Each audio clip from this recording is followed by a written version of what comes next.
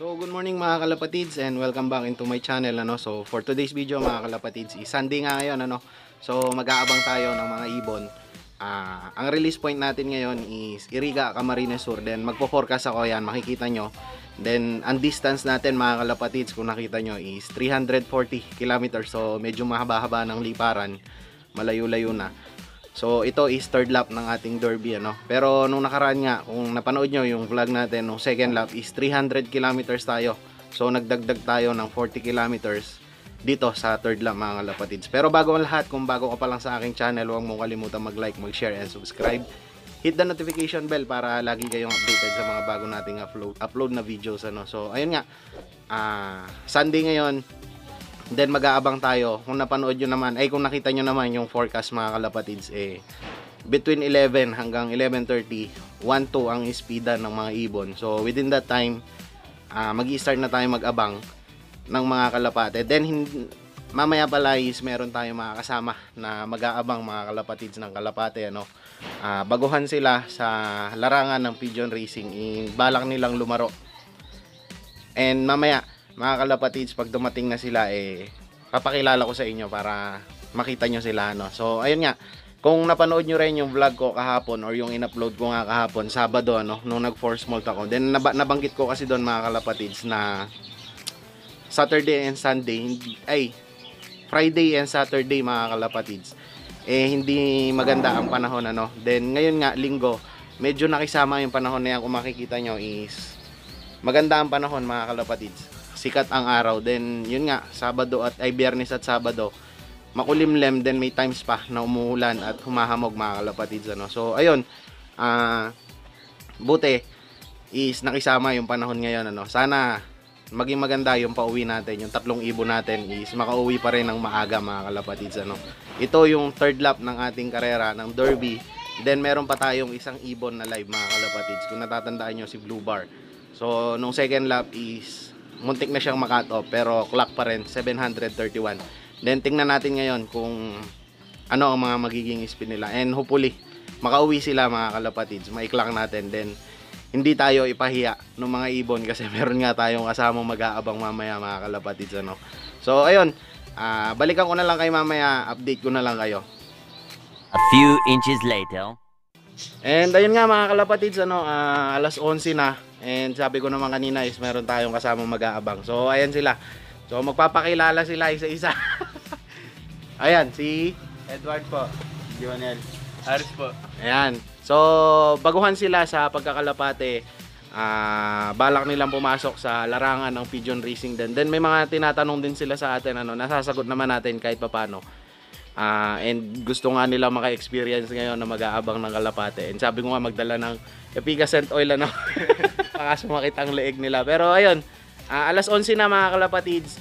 Sabi ko naman kanina is between 11 to 11:30 ang speeda ng ibon is 1-2 and 1-1. So ayun, mag-i-start na tayo mag-aabang. Then actually kanina pa 10:30 dumating sila kaya kanina pa kami nagkukwentuhan. So ayun, samahan nyo kaming mag-abang mga kalapatids. Hopefully na makauwi yung ibon natin.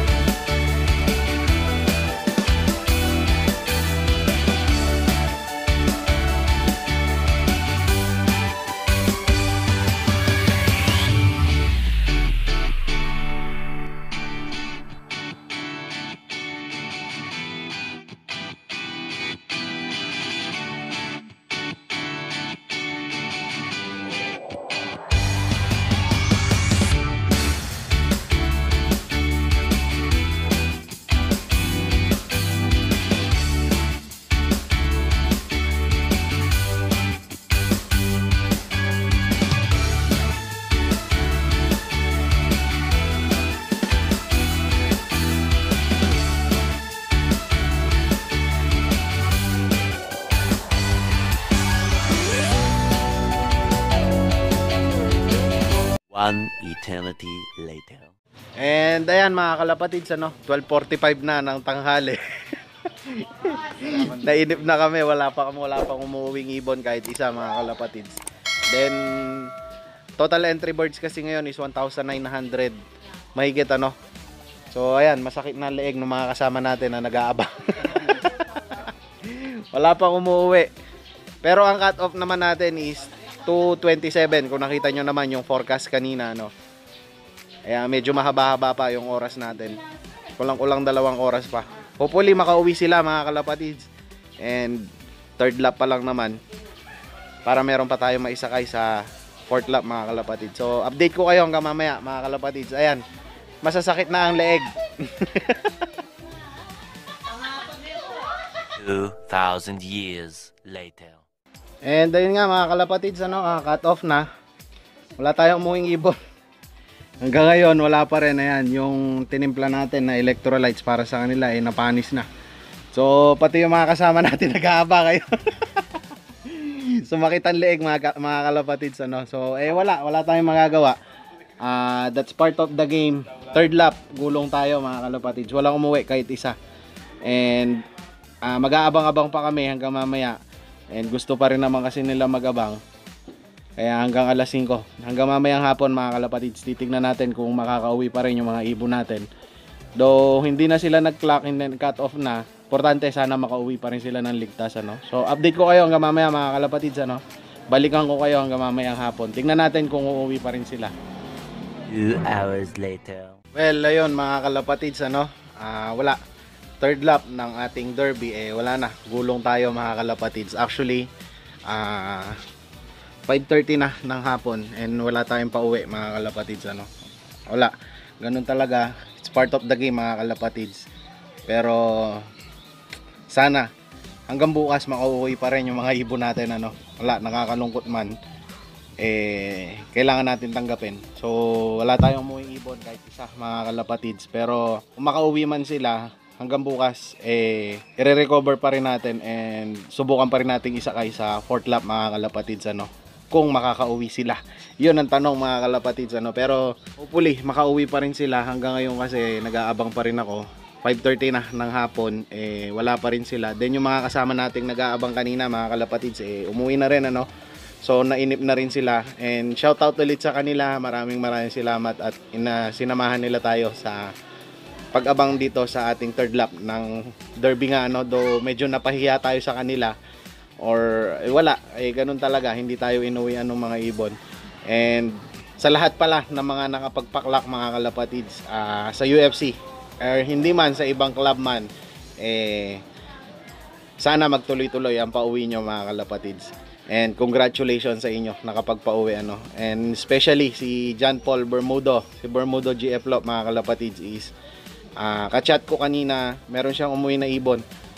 And si Boss DBL or si Don Vape mga kalapatids, ayan, kompleto din yung ibon niya na umuwi.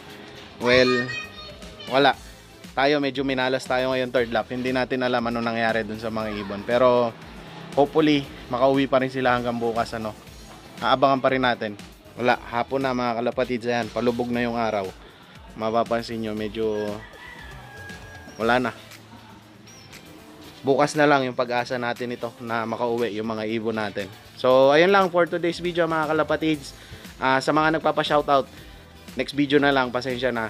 Mga gusto mong magpa-shoutout, just comment below. Konti pa lang naman kasi, dadagdagan muna natin para madami. So wala, bawi tayo next season. Ganyan naman lagi mga kalapatids. So ayun, good luck sa ating lahat mga kalapatids, sa mga may karera pa, sa mga may live. And happy flying mga kalapatids.